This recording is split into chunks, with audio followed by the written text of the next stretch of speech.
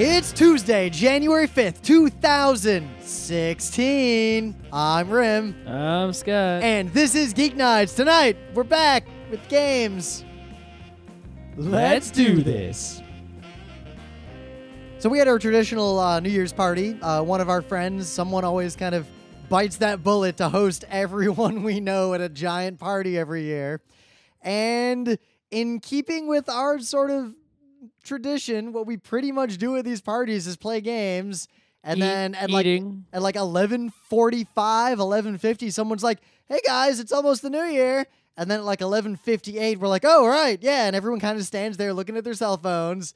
It hits midnight, we go woo, and then arbitrary time, and then we continue playing games. It was a pretty much typical party though, and we played a lot of games. Actually, I think I played more games at this New Year's weekend than I even played at the last PAX. I don't know about that, but I mean, it was mostly just games we've already played before. We just played them. Yep, which is interesting because at PAXs, usually... Which is bad for Geek Nights, because what the hell do we talk about now? But usually I'm playing a game, and I play it. There's always like one or two people who haven't played the game before, so we end up teaching the game, and then it's sort of like an experience. But when you get together with our crew, it's pretty much like we sit down... A Glory to Rome just opens on the table. No one ever really consented to that being the game. And then we just play it. A bunch of steely-eyed experts staring each other the fuck down. I miss that kind of gaming a lot. That's why you should play Netrunner, because when you play Netrunner, you go and you sit down and everyone there knows how to play, and you just bust it open. Yeah, but that's why I stopped going to board game night and did Netrunner instead. Yeah, but at the same time, Netrunner scratches different kinds of itches. I like the 3 to 5 player dynamic more than the one-on-one. And my one-on-one you want some game, political game. You don't want some skill game. It's not necessarily political. Puerto Rico is not significantly political. It still is more political than Zero. Yes, that is technically true. Yes. You are correct. You win the semantic war. Congratulations. But partly too, my one player pure thought game is Advance Wars, and I maxed it out. And I don't know if I have it in me to max out another game. And I'm not willing to play a one-on-one game that I'm not willing to max out anymore. Like, either I'm going to be one of the best, or I'm not going to bother. I don't want to be, like, middle of the road. But being the best at Advanced Wars doesn't get you anywhere. If you're the best at Netrunner, sure, it's not like it gets you an Olympic gold medal, but actually that can get you quite a lot. Yeah, but it'd be a similar amount of work to what it took me to be good at Advance Wars. Maybe not. It's not that hard a game. No, it isn't. But also, that ship sailed. I'd have to go learn all the cards and pay attention. I'd have to play it constantly and regularly. No, you know, I'm doing it. I got no problems. Yeah, you are doing it. I'll play every other game instead. But anyway, there's some news. But first, there's a rumor. This isn't really Tuesday, but the rumor seems pretty legit. Apple might have the 6C or the 7C in spring. This has nothing to do with games. No, but it's an iPhone that's tiny. And if it happens, I'm switching to an iPhone, which means I'll start playing mobile games because most mobile games are iPhone only. Yeah. So you got any news? I do have a news. It's not about Netrunner, is it? It is about Netrunner. Because, I mean, there's other game news is out there, like, AGDQ is happening now. I was going to talk about AGDQ in a little bit, but anyway. You can do that if you want to. But something big happened in Netrunner land, and even if you don't care about Netrunner, this is relevant to all kinds of games that are the kind of games that change constantly over time, which includes every professional sport, like hockey, Magic, Netrunner. Hockey's changed so many times. Like when I started watching hockey seriously again a few years ago, some things were different that really mattered. It took me a while to notice, like, even the jerseys had swapped. Yep. So the big change they made in Netrunner was basically, first of all, there was a card that they won't admit to it, but we're pretty sure was misprinted, or at least they've told us that it had this property in playtesting. It was unique in playtesting, but for some reason, once it got to the printed one wasn't unique. So now they've errated it to make it unique again because it was a big problem. So that's fine. The other thing they did is they made, this restricted list of some sort. It's not actually a restricted list because there are many different approaches that various card games have used to sort of, oops, we made a card that was too strong, let's fix it. Yeah, well, like Magic would either have you played in the tier system. So Magic, what they did is they had different ways to play Magic, and different cards were allowed in different, types. And even within that, you can only have 4 of a card, but Right, there were some cards you could only have 1 of. And there were some cards you could have 0 of. Yep. You know, and once they found out a card was a problem, like Channel, they're just like, well, 0 of those.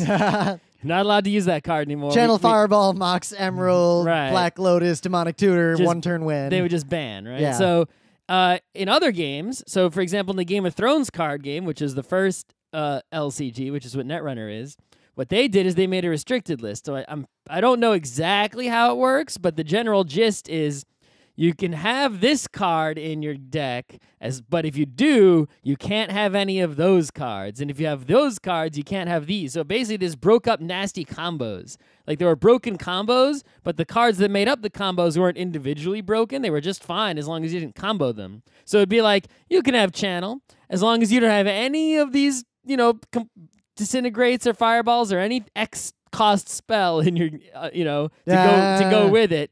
You can have your Channel, right? And if you have any of these disintegrates, you can't have any channels. It's like that. Which I feel like that's unmaintainable in a card game. Well, it worked for them. Yeah. Anyway, so in Netrunner, they were so proud that over a long period of time, since the Android Netrunner started, they didn't have to do any of that. What they would do is they would just print new cards to sort of, help counteract older cards. And sometimes it worked and sometimes it didn't. But it comes down to 2 things. Number one, the person who's in charge of Netrunner, or was the lead designer, moved on to go do another game, and now we have a new lead designer.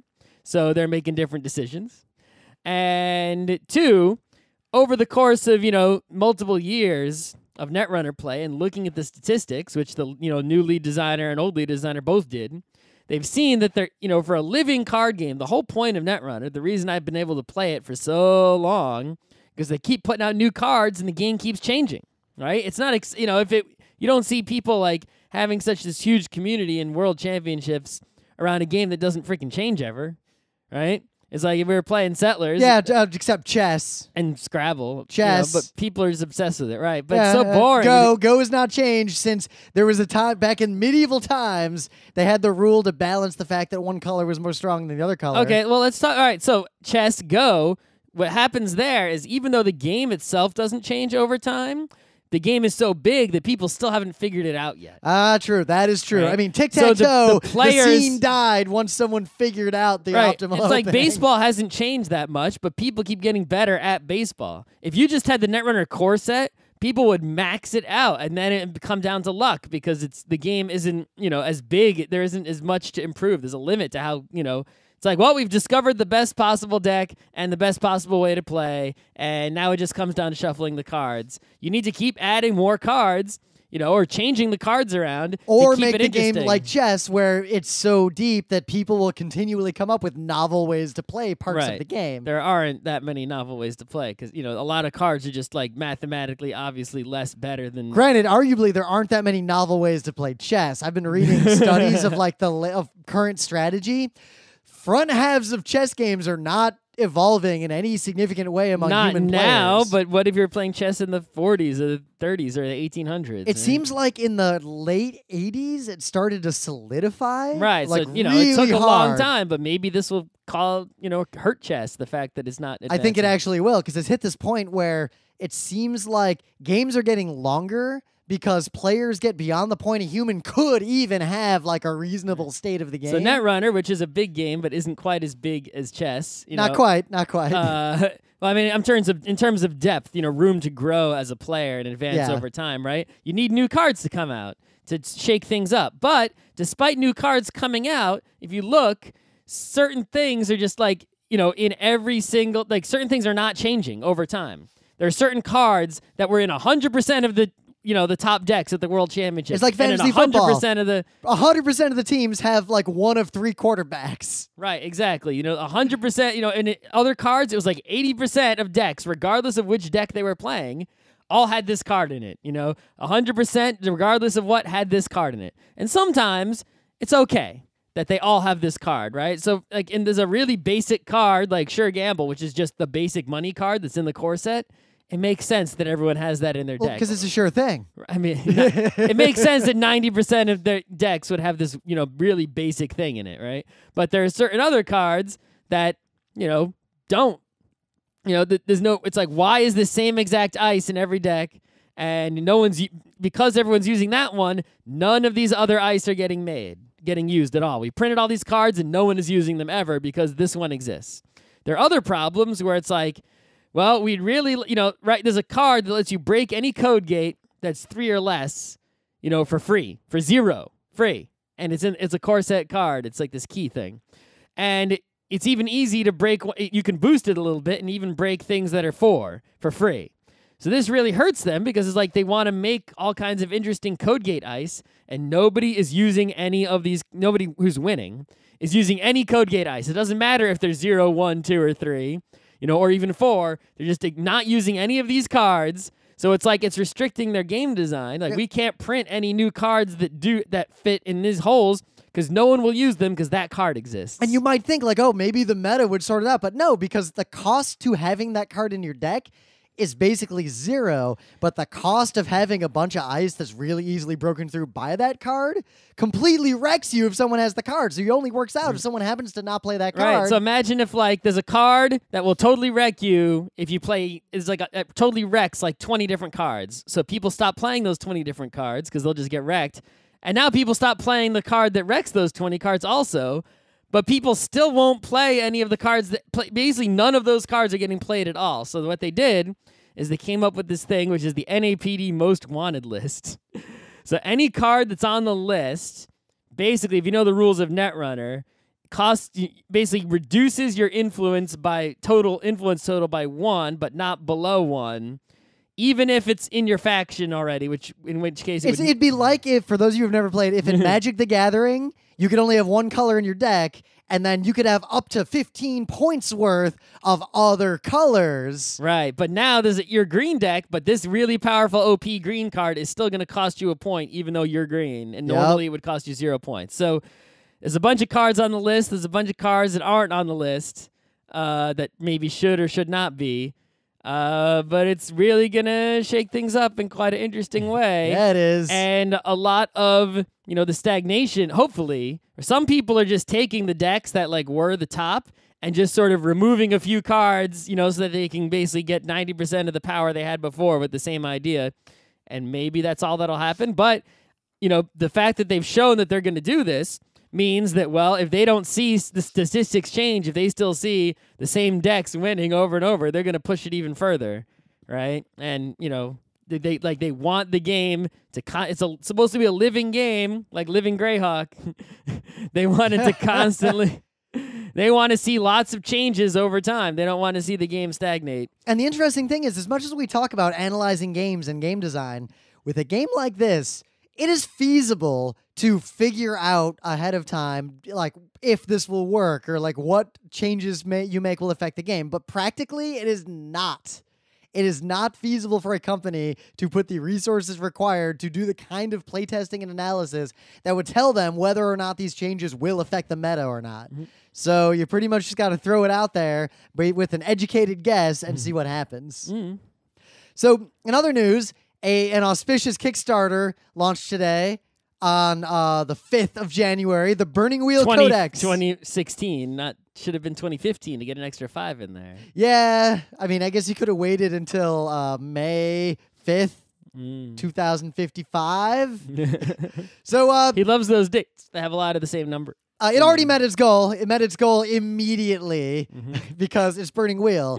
If you've listened to GeekNights for any amount of time and somehow haven't heard us talk about Burning Wheel. Seriously? I mean, it's not the best. You must be a brand new listener. It's not the best role-playing system in the world because that's an impossible question to answer.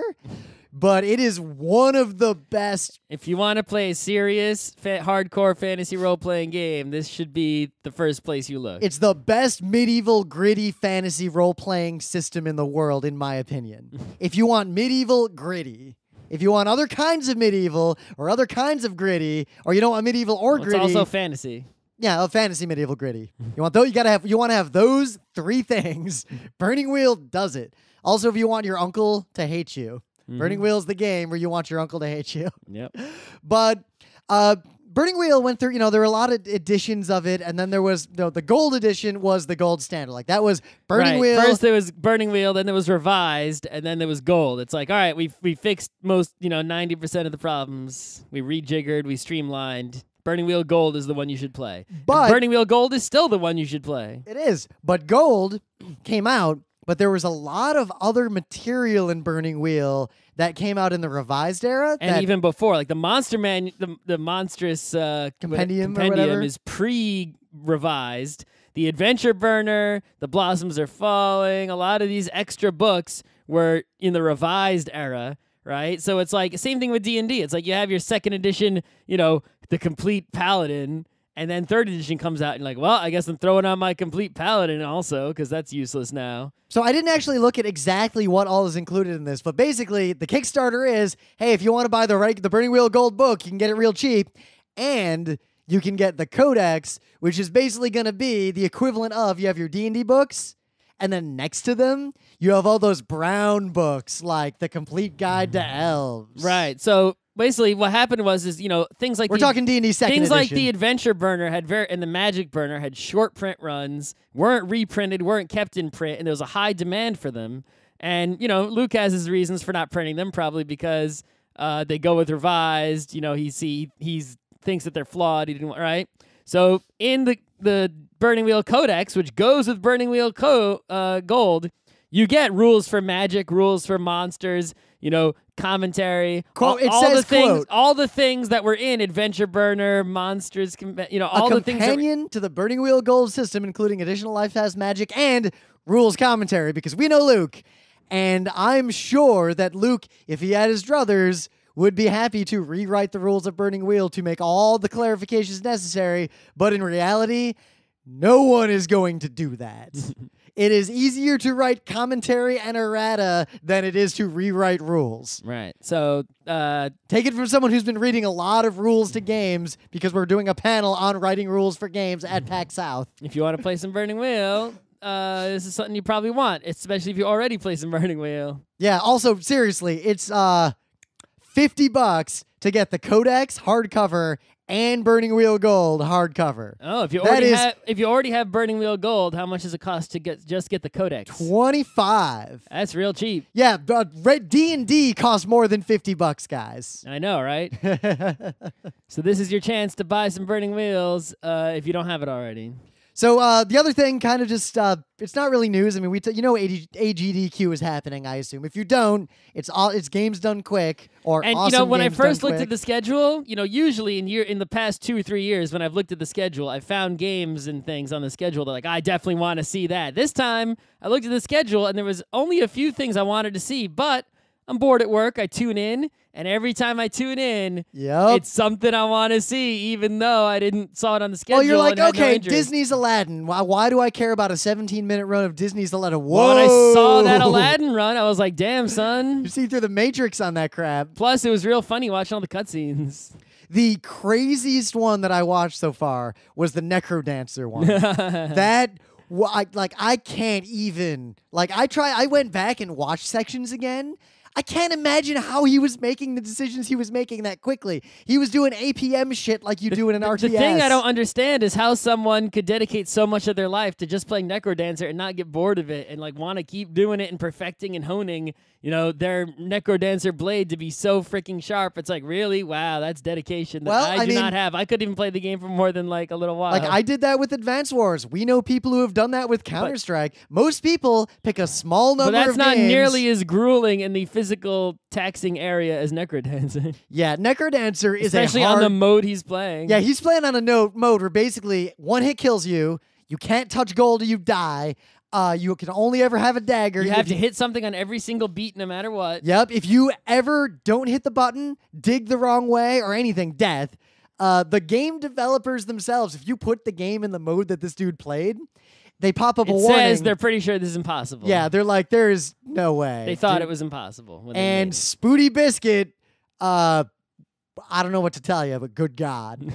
The one I'm most looking forward to, actually, is the Secret of Mana one and the Final Fantasy IV one. Those two. So the Secret of Mana one, I didn't realize. See, normally I don't need to watch Secret of Mana being played, right? I know what's going to happen. But what I found out is that I saw earlier in the AGDQ during that Disney block with the Aladdin game.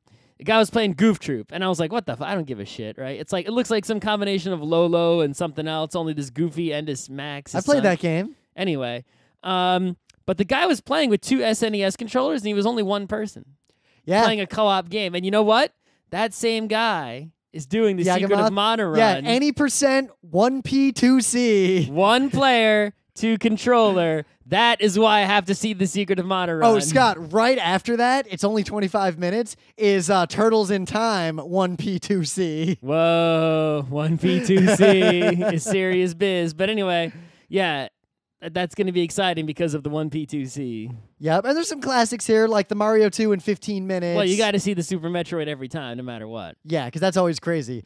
But I'm kind of into the Final Fantasy IV one, because I actually know a lot about the glitchy stuff you can do in that game, but... It says no 64 floor glitch, so I think that means that it's any percent, which means anything is on the table. They can do all sorts of other glitches, but not that one, because that one, I guess, is bullshit or something? Yeah, but what's interesting... So here's why I'm interested in that. The main set of glitches I know about are they're kind of like that gunslinger thing, where you can sort of fuck with the game and make weird crap happen. I think it's going to be one of the situations where he's hitting buttons to program the RNG to make nonsense happen. Yeah, I'm wondering, like, that's really hard. A game with random encounters like that can be really difficult. Yeah, I thought that, and then I watched the Chrono Trigger, and the guy was like, oh, I got to do this and this and this and this and this and this and this, so that when I get to this one random encounter, this one guy does this one thing that lets me beat it real quick.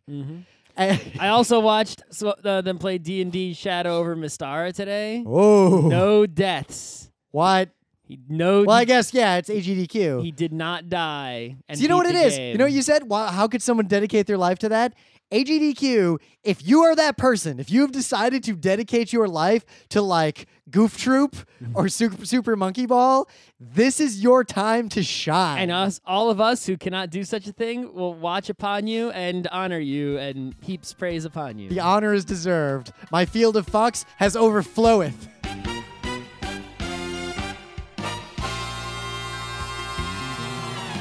So things of the day. This is some text, and you just have to read it all, but I'm going to read for you the title of this article. I did some cursory research to make sure this wasn't just an elaborate scam, and I found a lot of corroborating evidence. The title is... It's an elaborate scam. The True Story of Roland the Farter and How the Internet Killed... Yes, Professional Flatulence. Well, I think Rim is the most upset about this because... he would become a professional flatulator if that was I was telling Emily about this the other day, and she was like, how would you fart on command? And I was like, well, because I can. And then like, you just went and farted? Well, no, because you have to, I at least have to prime it, so I gotta go. I guess Roland is a little better than you, huh? I don't know, maybe before his performance, he'd do the thing to prime his butt to be able to fart. So I'm gonna read for you just the beginning few paragraphs of this. It's short. Roland, court minstrel to 12th century English King Henry II, probably had many talents, but history has recorded only one.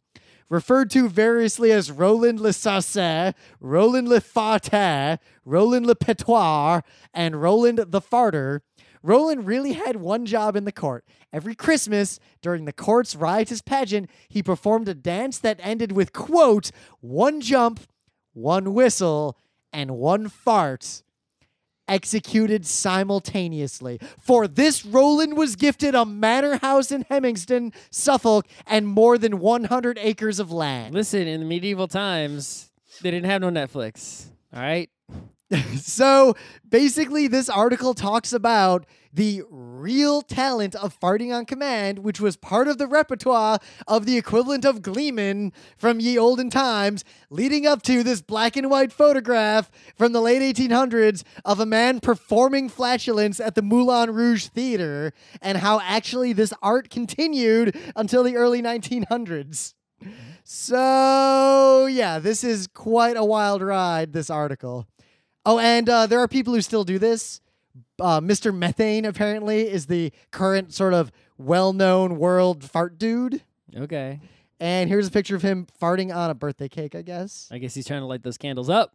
But he's holding like a video game. I don't know what he's doing. There's something going on there. All right, well, I'm not really interested in Mr. Methane. Yeah, but I'm real interested in the history of Roland the Farter. Okay. So what do you got? So in Dubai, a place where there's mad people with mad monies, they built a whole bunch of buildings there, most of which with evil slave labor, which is why people, didn't want World Cup / Olympics or anything like that to ever be there. So it's pretty funny, I guess, in a haha kind of way, as in haha you deserve it kind of way, in a cosmic justice irrespective of the local consequences. To see a ridiculous luxury hotel in Dubai go up in flames, and also a skyscraper in flames is not something you see every day. Yeah, that does not really happen. Usually they're not flammable. They're not really made of wood. You couldn't even set my apartment building on fire. It's like one person's apartment would like burn out and the sprinklers would put it out. Right? So it's like, I don't know how this got started. Yep, I saw the stories about it, but other than noting that happened, I didn't actually read any of the stories. So this I think is a Russian or Eastern European photographer, and he happened to be in Dubai, and he saw this out the window and was like, well, I'm going to take some photos, some video, and I'm going to make a time lapse. And he made this amazing time lapse. The fireballs coming out of the building are the most interesting part, because from the distance he's at, those things could not be small. Yeah, the shot he's got shows like, the Burj Dubai next to the, this hotel, which is like in the center of town. And it's like, well, it's pretty epic visuals that you will not see often, if ever. So in the meta moment, we are And the next time the fire alarm goes off in your hotel, will you think about actually leaving? Nope. You know what? I'm going to take that risk. Because let me tell you, the day I decided... if you were in that hotel, though, you would have stayed in. Yeah, and the thing is, so I will stay in the hotel if the fire alarm goes off, unless I'm more than, 50 stories up. Then I might at least go out into the hallway and see if anyone else is leaving. But if I'm at a convention and some motherfucker pulls the fire alarm, I am not going outside. I am just going back to sleep. Don't go to a convention in Dubai. I would not go to Dubai if I could avoid it. I'm generally avoiding those places lately for a lot of reasons. Yeah, good idea. Yeah. So in the moment, we are going to be at PAX South 2016. That shit's coming up real quick. It's like 2 or 3 weeks away. Yeah. Saturday, 1 p.m., Atari Game Design. Saturday, 5:30 p.m., Scared Yet? A discussion of horror in games. Ooh. Sunday at 1 p.m., Designing Game Rules. All 3 of these are in the Bobcat Theater. All 3 of these can be yours. 2 of them involve Scott, and the 3rd one involves a whole bunch of smart people, and I guess somehow I tricked my way into being on this thing too. It's Chris Straub, it's Susan Art from Games Radar, Dave Allen from Penny Arcade, and me. Okay. Yeah. I'm going to find a way to play a ton of fucking games. What should we... I feel like this is not the RPG PAX. I feel like I want to play mostly German Euro this time. Right, also, I've somehow... ended up with a Netrunner tournament kit, so maybe I'll run an unofficial, unlicensed, unsanctioned Netrunner tournament if there are enough people at PAX South who will come at the time of my choosing. Or, actually, I was about to say... judging by that panel schedule, probably Sunday morning. Maybe it is the RPG con, because a lot of the RPG people we know tend to go to PAX South instead of the other PAXs. We can do some RPG, perhaps some Burning Wheel plus Codex. Ooh, I could bring the one off that I mostly finished I don't think I don't think the Codex is going to be here by the end of the month, right? I'll go to Luke and be like, yo, can I have some files? I got a lot of the RPGs that we have not yet played. Yeah, I got the Warren. I haven't even read the Warren yet. That's a good one. I got Ryutama. Ooh. Which is like the JRPG of tabletop RPGs. Yep. Emily has Night Witches, which we haven't played either. Plenty of RPGs to play. So yeah, come to PAX South. All this can be yours. Also, apparently Chris Straub is going to have an unofficial event somewhere Saturday night. It's an ELO roundtable. Oh. As in... ELO, the ELO you're thinking of. The ranking system? No, Electric Light Orchestra. He's making a big deal about how he wants to do this. I don't know why. Okay. All these people are tweeting like, wait, you mean? And he's like, yeah. So we'll see. Which one, what though? All of them. Everything that can be held under the banner of ELO. So both rankings and awesome music? No, all the music of ELO. And all the iterations of EOL and all the ELO and all the people related to it. But so the music. Yes. He doesn't care about ranking chess players. No, though it would be funny if enough of us showed up at the thing and only wanted to talk about ranking chess players. Okay. Every year I play a game that I hate, And every year I either win or almost win. And sure enough, this year again, I won like $400 in fantasy football at my company. It's not a hard game to win. Even though they all took it super seriously, and all I did was every day I logged in once, I looked at who had the best projection numbers, and I used my waivers and nonsense to get whatever players I could, made the statistically maximum team, and then didn't touch it again. I made no trades. I made 29 acquisitions, and I won. There And you I got go. a pile of money. It is the only thing that was interesting is that for all their paying attention and not paying attention to the stats, I did way worse this year than I'd ever done because they changed the way the beginning worked. Usually people just do the auction, but my company, I think they all caught on to the fact that I kind of manipulated them in the auction every year. So they changed it to the snake so I couldn't mess with them. So as a result... How does the snake work? So the snake works, it's Settlers of Catan. So start with player 1, just go back and I forth. gotcha. That's why it's a snake. Yes, back and forth, back and forth. That's not So, bad. but what it meant was instead of having all the good players, because no one knows how to bid on things or value things in any degree in the real world, I actually had a pretty average team, as did everyone. That's how a snake's going to be. Yeah. Still won, though. But in the last game, because the Seahawks clinched a while ago, so they had 2 games left where... Right, that's the thing. At the end of the year in football, it's tough to tell who's actually going to get put on the field in a game that doesn't matter, who's going to try in a game that doesn't matter, right? It's like you got a team that's clinched against a team that can't make the playoffs. They have to play football, right? It's like... You know, the whole what's game gonna is happen? like the last 3 minutes of a hockey game where a team's down by 5. Like Right. It's just all right. What's gonna go on? So almost my whole team was Seahawks. Like 4 of my players, and I was winning because of that. You got to find teams that still have something to play for, like Oh home no! field. So they clinched it. So I actually acquired more Seahawks because everyone else was ditching them, and I assumed that because of the way that fandom is. The Seahawks fandom, and because of the way like Russell Wilson is, because he was close to some NFL records and some other stuff, I assumed they were going to play full on post-clinch, and they did. So I got a lot of fantasy points. Fantasy football's kind of boring.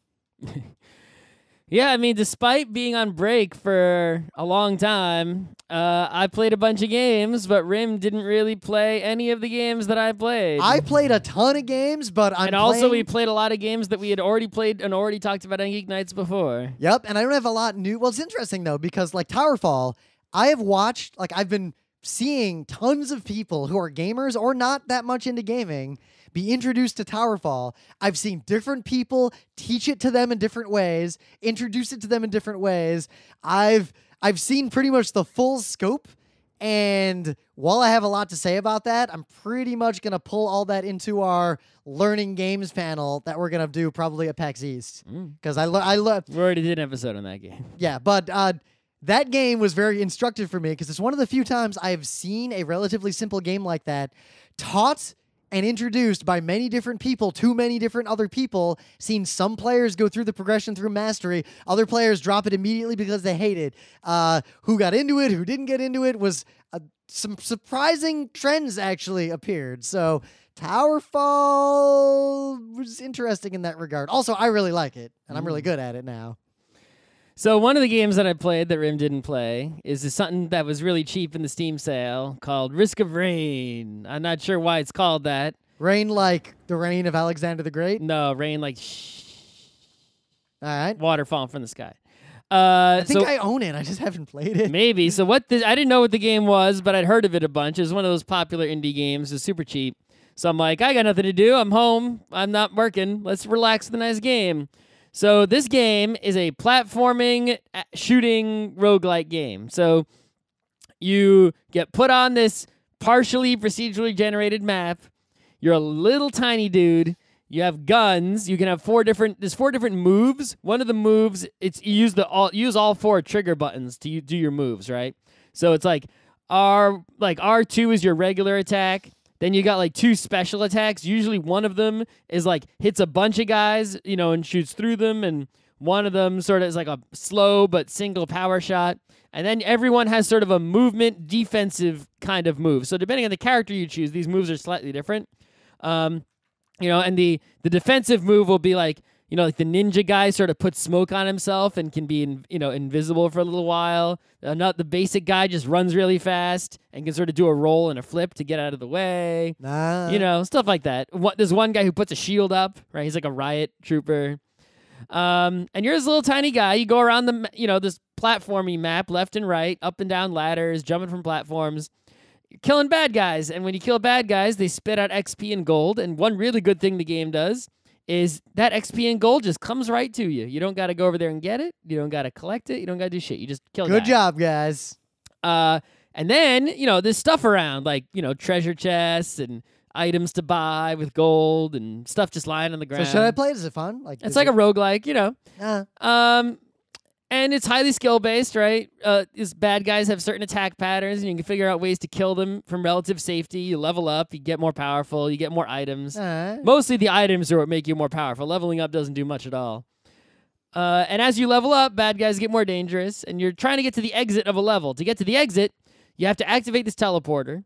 And when you activate the teleporter, you then have to survive for 90 seconds without dying. And during those 90 seconds, it spawns hella enemies everywhere. So it's like half of the mini-boss battle scenes in Human Revolution. Including at least one ridiculous boss enemy. Hit the door to activate the elevator and then hide and survive for 20 minutes while the guys come and try to find you. Nope. Because even when the 90 seconds ends, you can't go in the teleporter until you then completely clear the map of enemies.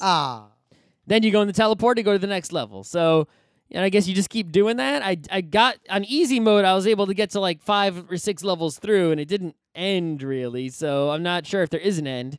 On normal difficulty, it was so ridiculously hard because the EXP and gold payout was so low, you couldn't really get all the items. And if you tried to farm, you would level up, and then the bad guys would get too hard at too rapid a pace. So even when you went to the next level, so I couldn't really figure out how to properly scale my play to should I just rush into level 2? But when I tried to rush into level 2 and I activated the teleporter as quickly as possible, I wasn't strong enough to survive for 90 seconds, and I just died. I couldn't make it to level 2. You know what other game has that real hard decision is Necrodancer, because you can go faster to avoid fights, but then you get less stuff, which makes the later parts even harder. But if you stick around getting all the stuff, you might end up having no health. Yeah. And then... I think the biggest problem in this game is simply the fact that they made everything hella small. It's like this, big old screen, and you're this little tiny dude, and everything else is relatively tiny. Except oh shit! That reminds me, we forgot to play Scorched Earth at the party. I know.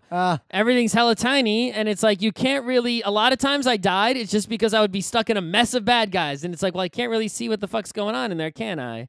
And I feel like if you made a game with the same exact concept, platforming, roguelike, really similar, but you, instead of having this little tiny fucking thing, it was big, like Super Metroid big, that would be a fucking amazing game. Ooh. So Scott, we never did an episode on Scorched Earth. Well, maybe we should. Let's live stream us playing it first, and then anyway, right, that's all you get it to work. I will. I'll figure it out.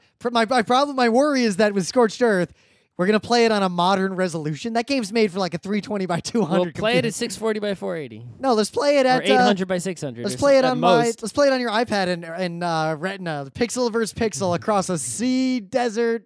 No. Anyway, so Emily picked up a game, Mottainai, which is another Shut It game. It's Glory to Rome 3.0. Yeah, Shut It keeps trying to make the same game over and over again. There was Glory to Rome. Then there was Glory to Rome, same game, better art. Then there was Uchronia. Which is bad, but... And then there was Mottainai. Now there's also Innovation. That's not Glory to Rome 1, 2, or 3.0. No, it's a separate game. So...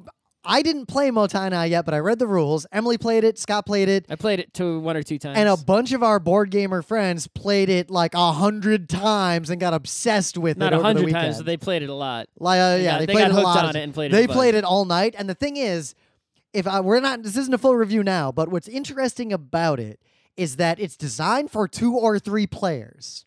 I don't know about that. He says that in the rules, and that seems to be true. The game it includes 2 identical decks, so you play it with 2 or 3.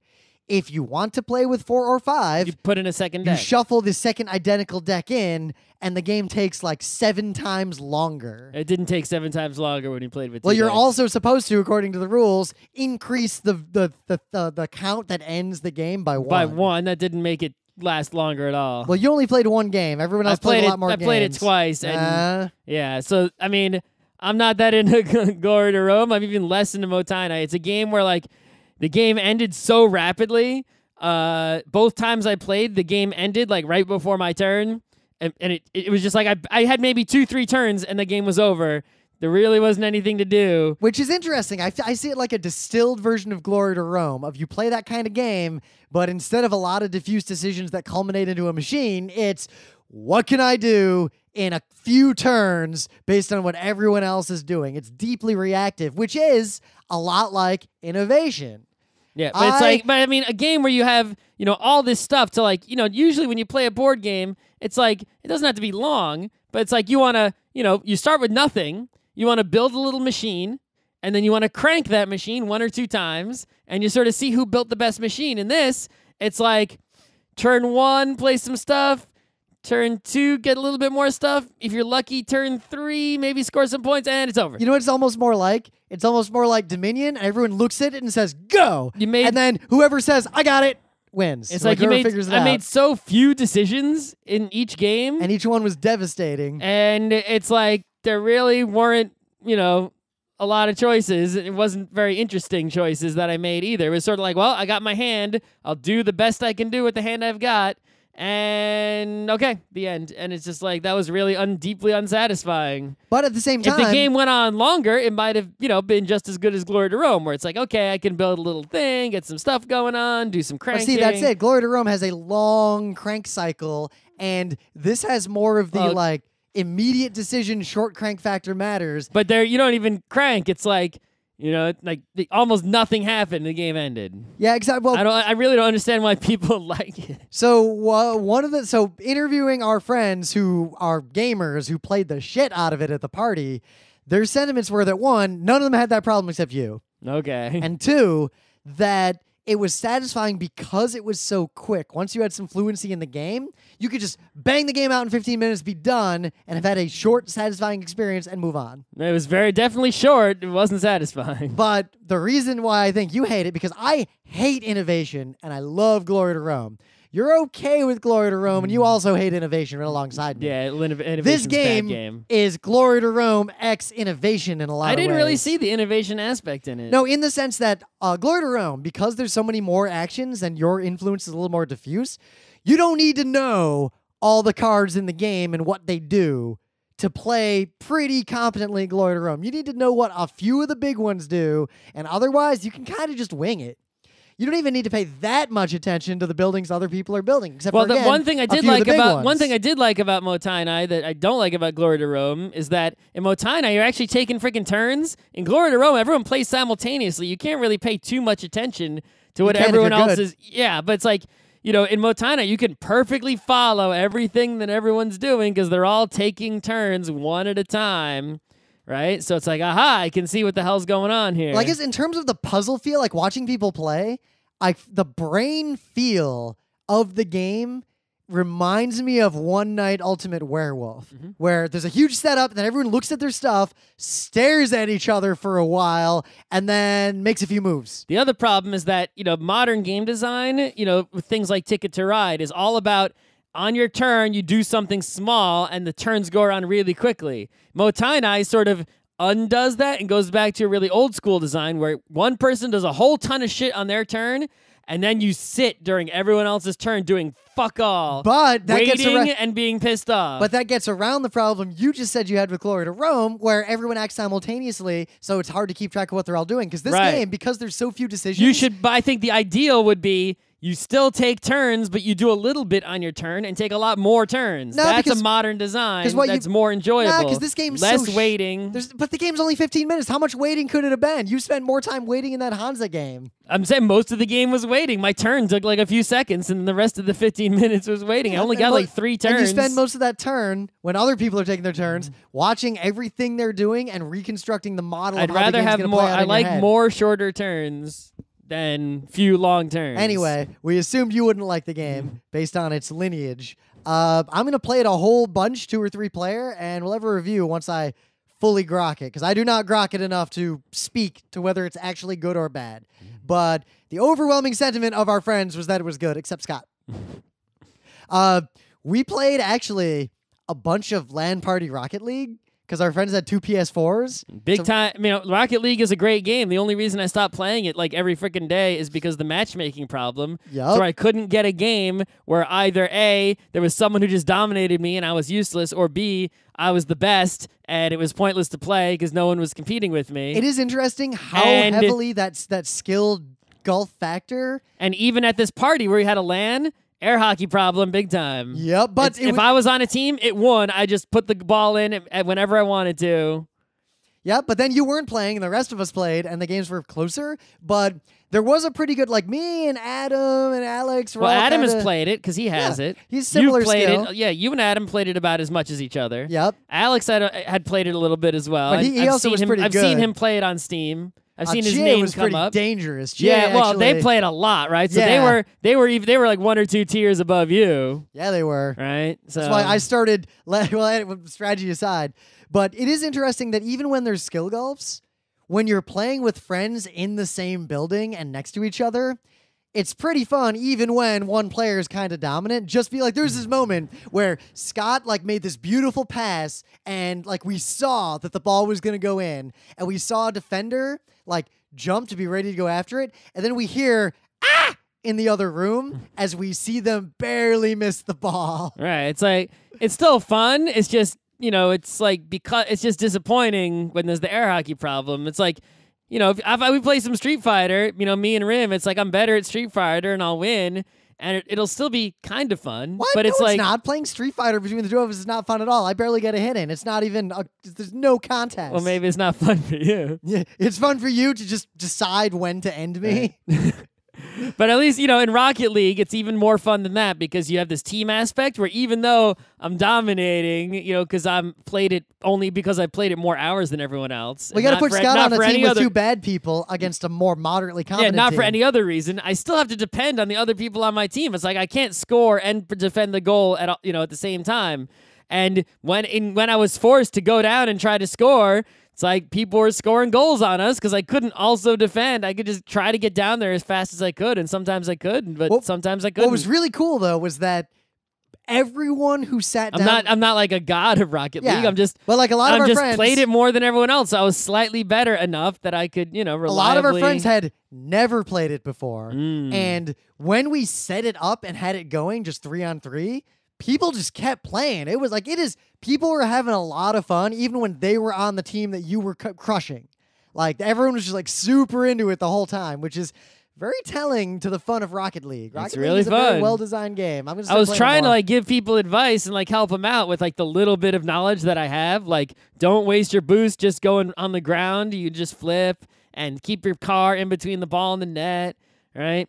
But some people just didn't want to hear it. And I'm like, why? If you had advice, if you were a god of Rocket League, I want to hear every fucking thing you have to say. Because but they say, oh, just do an aerial. And you're like, how?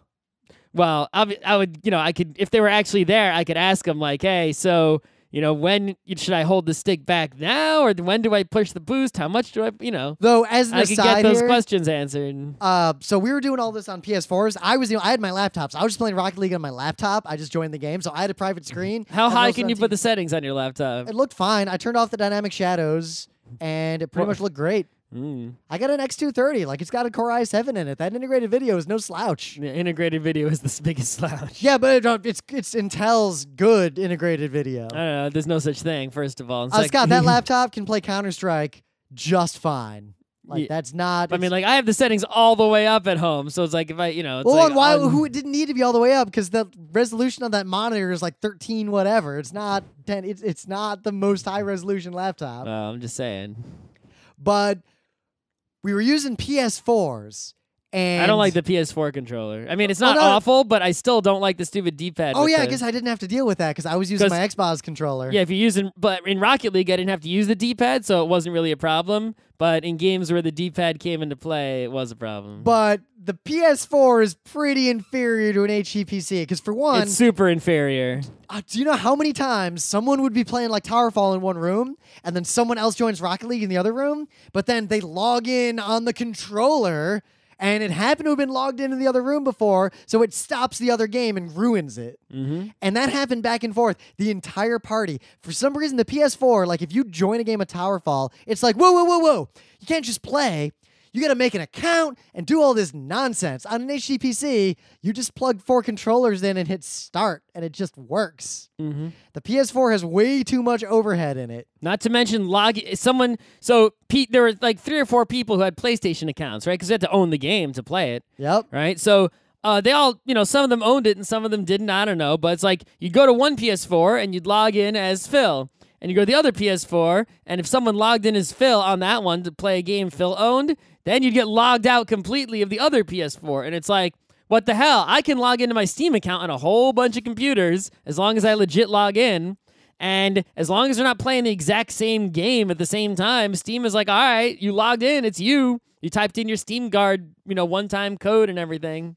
You're cool. As long as you don't want to play Towerfall on 2 computers at once, we're not going to stop you. In my house, I could load up Counter-Strike on my computer, and I could load up, what else is on Steam? Civ 5 on my HTPC, and it'll be like, okay, no problem. So this was the first time also this party that all of us or many of us who are in this human versus human, like giant Civ 5 game with GMR were in the same room together. And there were 3 or so people not there. Yeah. So a lot of backdoor dealings and discussion happened. I didn't make any dealings. I made a lot of dealings. Okay. Deal away. We'll probably do a show on this later because we got to finish this game first to fully grok it. But if you've ever wanted, like if you play Civ 5, it's a fun game, or any Civ game. Civ 5, where all the other players are human, is such a different game. Well, simply just because the real world time it takes. You're not just pressing enter, enter, enter, enter, enter. You get to think about every turn. That's one aspect of it. But the second aspect is it's a human. When I see one lone archer and a horseman in the distance come into my field of view nearby, and I see that it's from, say, England, I got to think real hard about what the person playing England is thinking. What are they actually going to declare war on me and steal that worker that's out working the colonies? Yes. Can I risk yes, that? That's what's going to happen. Yeah. So it's this really steely-eyed stare-down game. It's a political game as opposed to a how well can you manipulate this AI game. It is not actually that political. It is if someone gets enough power to make it political. But even then, the difference is the politicality of a Civ 5 game, because I've been playing other of these games with other sets of people for a while now, is that sure, politics could be a factor, except there's a long period in the beginning where there's very little you can actually do to your opponents. You're almost like all playing versus solitaire. Well, it depends on, how close you are to each other. And yeah, like if I'm Zulus and I spawn next to you, well, yeah, say goodbye to your workers.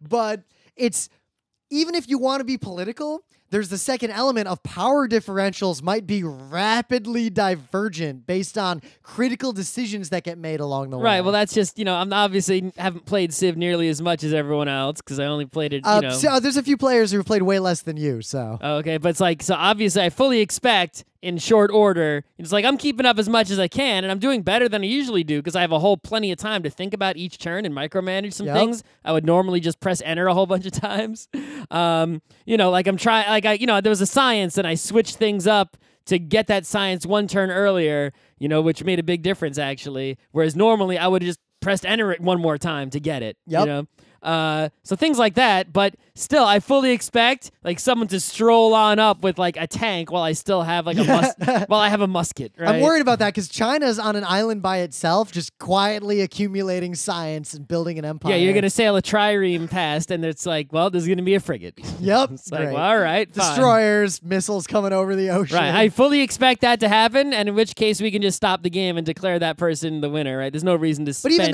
the rest of our lives. It's one of those games where it's so long that it's more like a simulation. Like even if you lose, you're kind of interested in like seeing how it all played out. Yeah, it's not like you're going to be. It's unlikely you'll be completely eliminated. It's more likely someone else will just build a space shuttle while you're sitting there.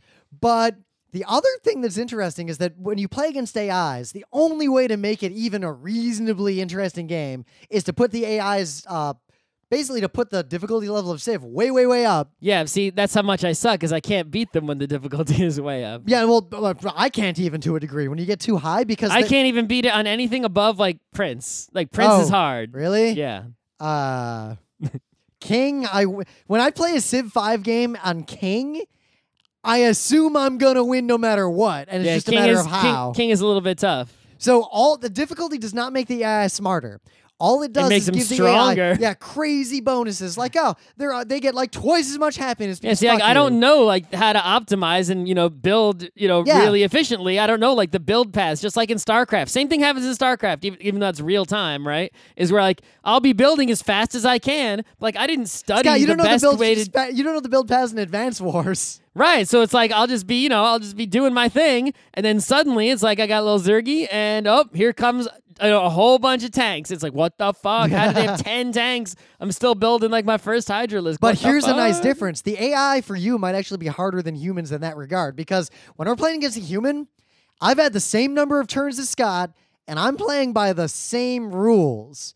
So he can only have built so much shit. It's not like people AI already built wonders, and like I'm trying to build an archer to fight barbarians. Scott, I feel like I'm already behind. So our friend who built the Great Library, James, yep, he England. Any of you who didn't know that, it's England who did that.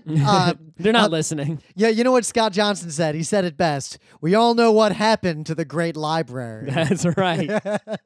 I mean, okay, so he built that by doing nothing else. All right, so let's compare me and you, right? I currently have 2 archers and a warrior. How big is your military? I'd actually choose not to speak on my military right now because it's so far away. Yeah, but is it bigger or smaller than mine? It is definitely bigger than yours. Okay, so do you have? What's the fanciest building you have? I have a library. I have the pyramids. Yeah. Okay, so I'm losing. I built. You know how much? Do you have? How many cities do you have? I have 2 cities. I only have 2. Okay, so we had the same. I'm not even building a settler right now. I only have 2 cities. I also have 2 cities. Yeah. So you're ahead of me because you have a pyramid, and I have 1 worker. I don't have any libraries. Okay. Because I built the pyramid instead. Yeah, pyramid's a lot bigger than the library. Yeah, what does the pyramid do? How much do you think that's going to help me? Pyramid spits out workers when it's done being built. Yeah. And it does something else, I forget. My workers work 25% faster. Right. My worker's actually working mad slow. I kind of wish I had pyramid. Well, maybe if you'd gone Liberty. I don't know why you went tradition. Tradition sucks. I didn't go tradition because I needed, I was falling behind. You should have gone honor with all those barbarians. Well, I didn't know there were so many barbarians by the time I picked it. You could still do it. You'll still get that honor bonus. I don't know. I'll see how many barbarians are left by the time my culture reaches. Plus, honor does other things like free grade generals, better XP for troops. Yeah, maybe. That'll matter because Lisa's going to roll over that Russian AI and then come straight at you. We'll see. You know that's going to happen. That's all right. I got 2 archers. But there's just something about playing Civ 5 with humans, and it is interesting that the only way to do this is to use this fan-made giant multiplayer robot. There is built-in multiplayer, and it's not completely broken. It is completely broken. I've tried to use it a couple times, and it was a fail. I set up a pit boss server. It just crashed and ruined a game. I ran a game just as multiplayer, which meant we could only play when my PC was running, and eventually the game got corrupted. I did a hot seat, which also just fucked up at one point. There's no way to play this game multiplayer. And I asked my friends who got me into Giant Multiplayer Robot, those other people, like, hey, why don't we do Pit Boss or something? And every one of them had the 1,000-yard stare of, like, I lost a 300 turn or whatever game to that. Doesn't work. Every game will get corrupted in the end. There's no way to play Civ 5 multiplayer except with this GMR thing. Okay. So yeah, played a bunch of games.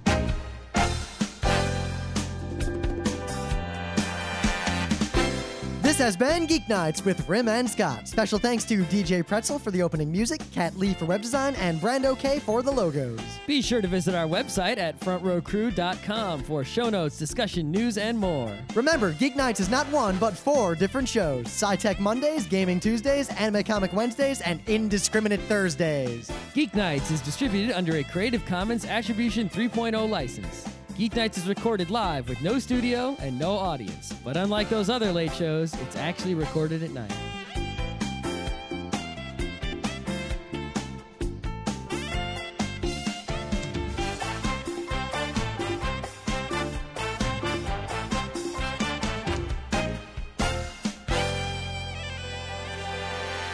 The patrons for this episode, in order of the amount of money they give us on a continuing basis, are Nicholas Brandau, Rebecca Dunn, Amanda Duchette, James David White, Christian Kuntz, Jess, Mechanical Mind, William Eisenrose. The donation is coming from inside the house. Clinton Walton, MyStady.com, Phil Ulrich, Renee from New Zealand, exclamation point, exclamation point, exclamation point.